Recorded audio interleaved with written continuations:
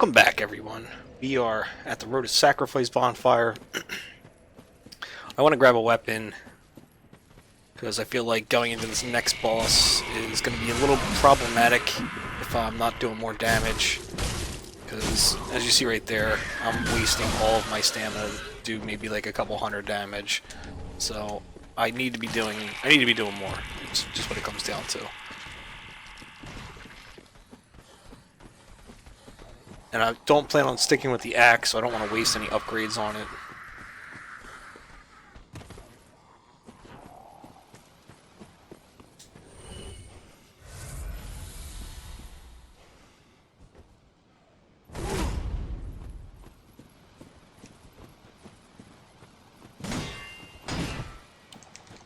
And she just eats through my stamina.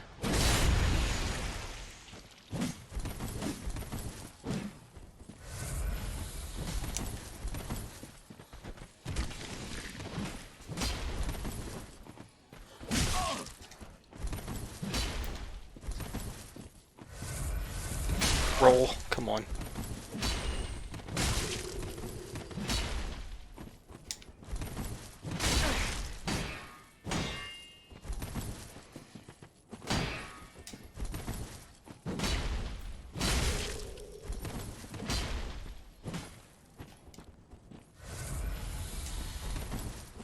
Ooh. Get out of that. That ability that she's using right there is also very nice.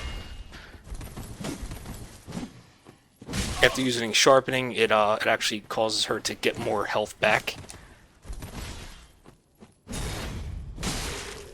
Kick her off, and don't have to worry about her. Now, I have to run back. Actually, we'll just homeward bone.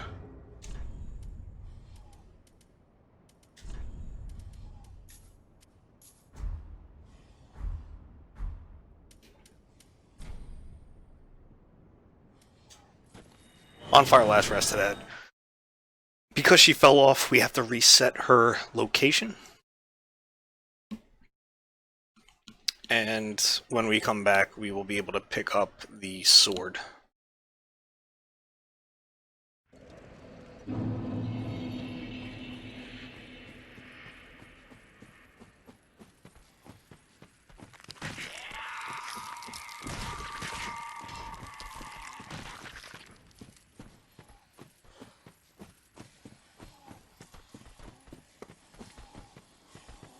It's not a bad run, at least, if you're coming over here to grab this. Nothing really bothers you. They usually like to do an animation first before they get their attack on. And there the sword is. Okay, good. Right here. Butcher's knife. Perfect. Let me see where I'm at. If I remove this, hopefully I'm not over encumbered. 71.9%. I'm going to lose some rings here to get me under the 70. Don't have to worry about bleed resistance, and we're good. We're under the bat roll threshold. Bonfire last rested at.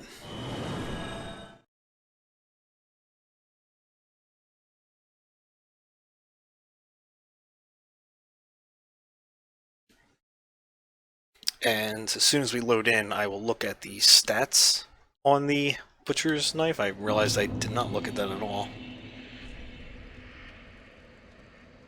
As you see, it has A scaling under the attribute bonus, 95 base, and with my strength scaling right now, it does. I get a plus 40 for it, and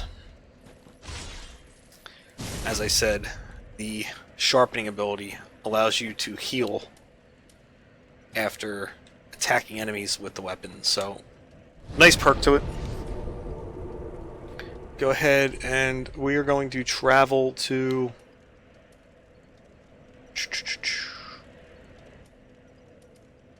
there it is, the Lapidate Bridge, sorry.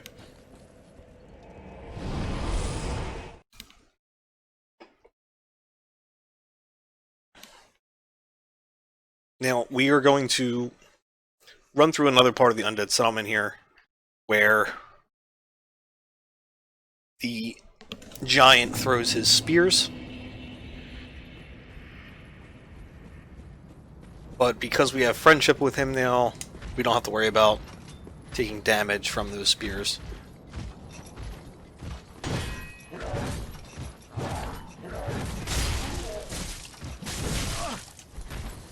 Okay, doing better damage for our R1 swings at least. Roll. And I feel like I have a little bit better reach.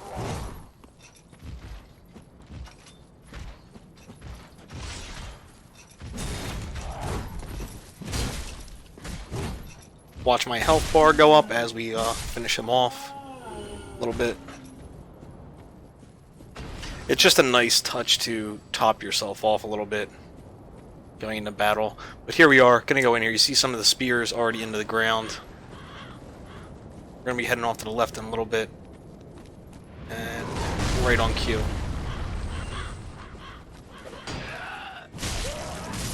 My ability ran off. The nice thing too about this shield that I have, it doesn't have a parry ability. And you're probably thinking, well, that's a terrible feature, the fact that that doesn't have a parry ability. Have you ever played a Dark Souls game before? I'm not good at parrying. So using L2 or left trigger if you're on the Xbox automatically uses your weapon's skill instead of having to swap to two-hand.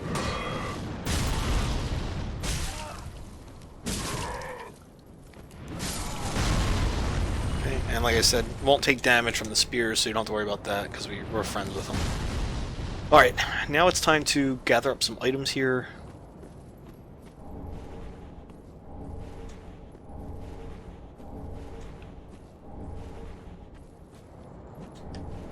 There are a couple items that we're going to give to NPCs that will progress their story, or items at their shop. Alright, lure him out.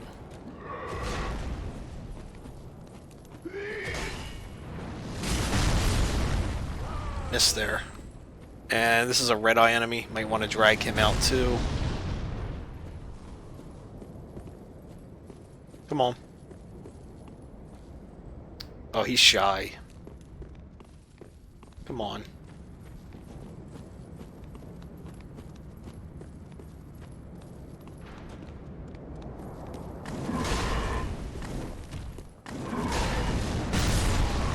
Okay. Now we'll head up to the left here. Jeez, he's still just going ham, huh? There is a little bit of an ambush up here coming up. Some items are scattered about. Right here is your ambush. There's two little guys up there. I think you have to... Nope, you don't have to grab first. Alright. If you all heard that sneeze, feel free to leave a comment saying God bless you. In the background. Alright. Partition's ashes.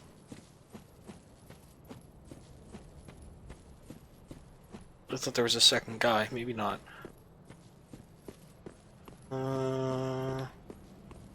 Looks like that's everything. I feel like that's not everything, though. I thought there was something... Nope. I guess that's everything. Okay. So we're gonna head into the house. No, that's over there. The, bone shards. Oh, shit. My stupid ass just fell off. Oh my god. I was just like, oh, here's a connection right here. Nope, it's just a drop. Took a long walk off a...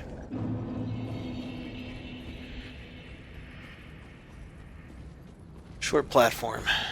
Alright. Just gonna ignore him.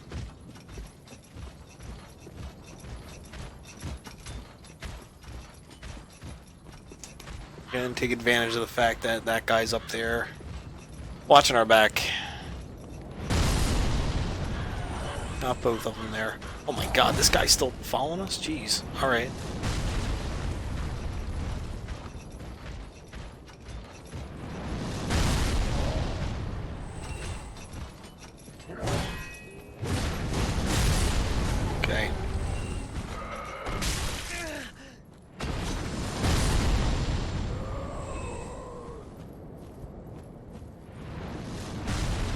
Just gotta get a run and go at this. Oh my god, I did it again. Holy shit. Wow. I have been so bad at the start of this Dark Souls playthrough. This is terrible.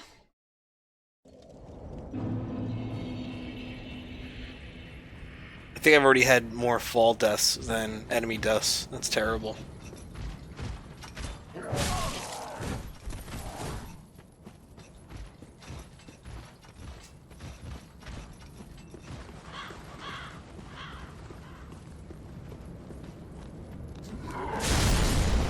Okay. I didn't even get my souls from last time, did I? Is this gonna be 0? No, 600. Well, that's just from the ones that the giant helped us out with. Alright, so I don't get smacked in the ass this time while I jump. There we go. Don't roll off. Thank God. So, Undead Bone Shard. Going to want that.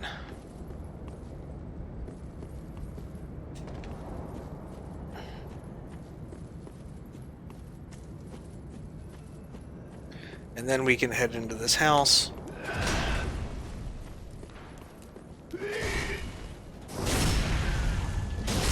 Nice backstab damage.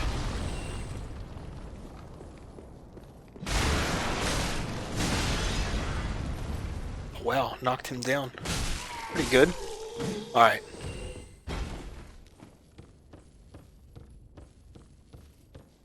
Don't screw this jump up now. Jump over here. Great scythe.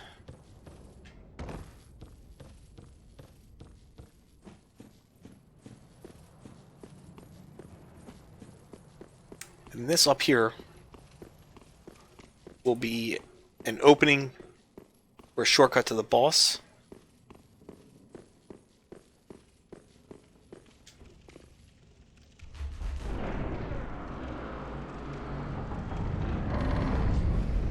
And then down these steps and off to the right leads to the sewers that we were going through that lead back to that bonfire, and then off to the left is that one bridge that leads back to the tower with the elevator in which we saw the Onion Knight.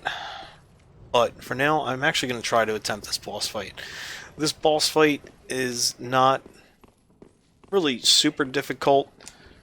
It's difficult if you don't know what you're doing going into it. It's a tree. He's got these little sacks on him that you're going to want to attack to cause damage. You can't just hit him randomly. He's got big, wide, sweeping swings. So you want to be mindful of that, but it's easy to get under those swings. You want to take out this enemy first. It's a red-eyed enemy. There are enemies scattered around. Oh, I started the boss fight. This isn't good. So there are a few enemies out and about. You want to clear up as much as you can, but you can't kill them all because enemies are just going to keep continuing to fall off of the tree as we go along. You're going to see they don't have as much HP and they're not nearly as aggressive as some of the enemies. And the other perk too is the tree will also deal damage and kill these enemies. So it's not the end of the world if you have some up. And as long as you have a clear entrance to your attacks, you'll be okay. Also, don't lock one like I just did.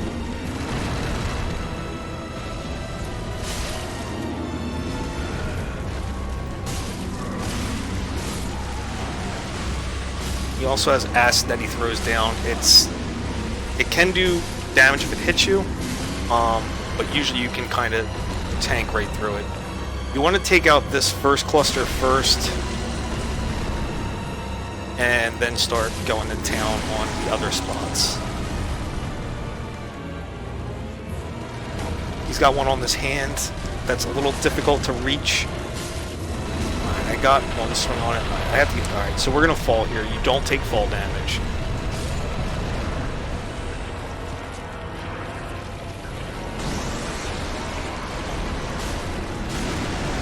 The hand one is problematic, I'm not going to lie.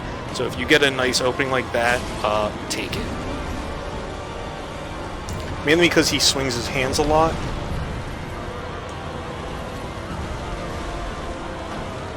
Okay. I guess we cleaned up that one.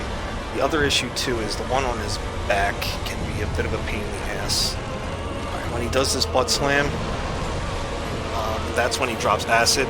Like I said, it doesn't do a ton of damage. You can usually kind of tank through it.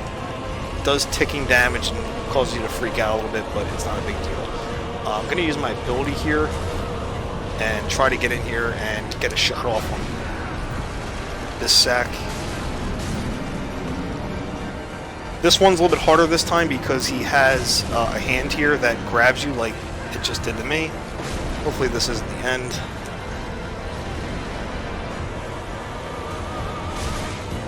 Okay, I need to get out of here and heal up.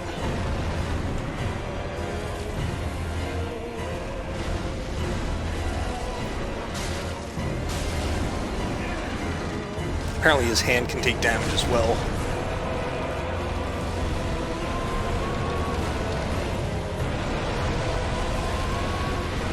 Sharpen our weapon. Okay, now he's going to stand up.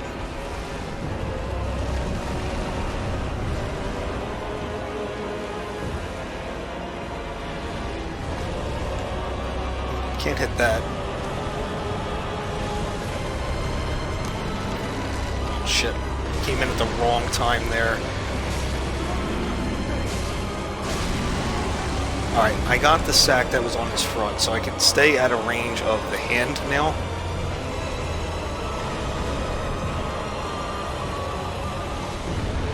Just have to locate it more sacks to attack.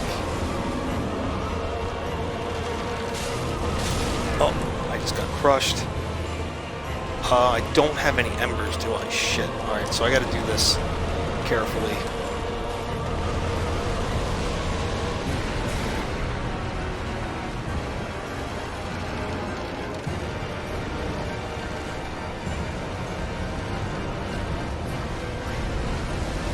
Okay. Use an ember. Gives you full health.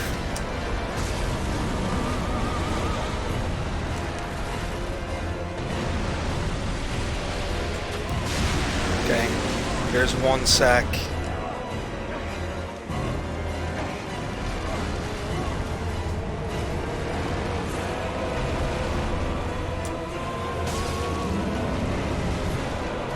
Alright, I just have to find another spot to hit him.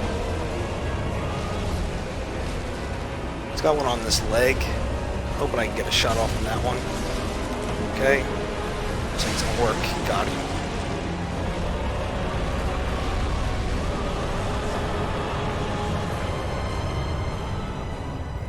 And there we go. The boss itself, again, doesn't have any, like, super crazy or deadly moves. It's just more problematic of not having, you know, areas to attack him. I mean, I guess like any other boss, you have your windows in which you can dish damage. But, some of the targets become a little bit inaccessible at certain parts. But light this bonfire. As you see, our friend is dead here. Came down here and visited him and joined the Covenant. You can still pray and offer the vertebrae shackles. But for now, we are going to head to Firelink.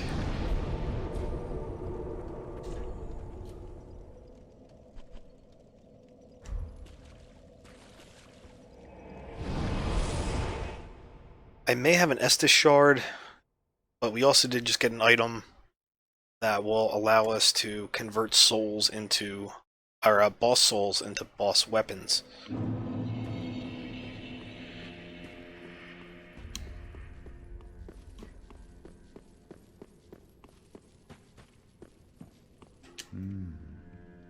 Unkindled, are we? And fast on the trail of the Lords absconded? Then these red eyes are for you. Use them to pillage embers and briefly heighten your strength for your duty. What else are unkindled ashes good for?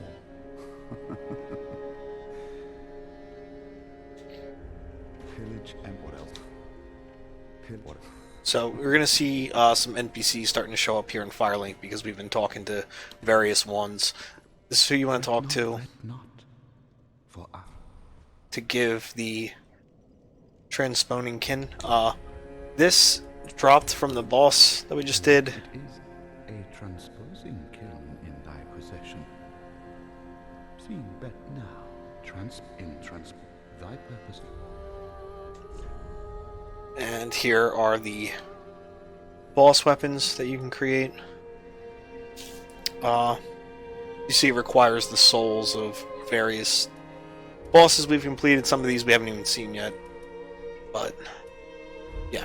Some of them are decent weapons. I gotta do more research and seeing if any of them are really worth grabbing.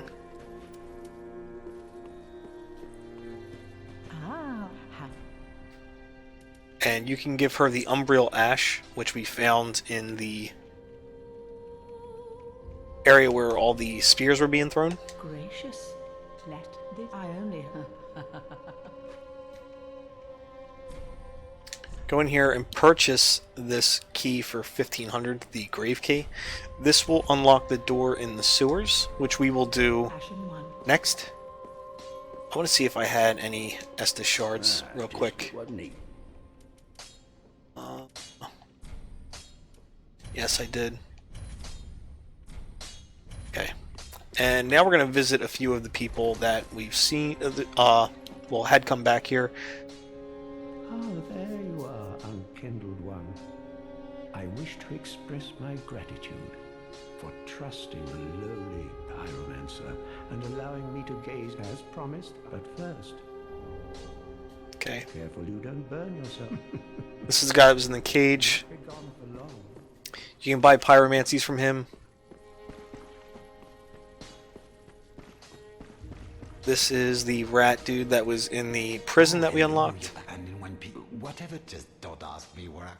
You can buy different items off of him. I believe you can send him on quests later to get more items for you. And of course, this is the hunchback that we found before going into the Undead Settlement. Welcome. This and I never. So you can draw out 2 strength, and I believe you can do that up to 5 times.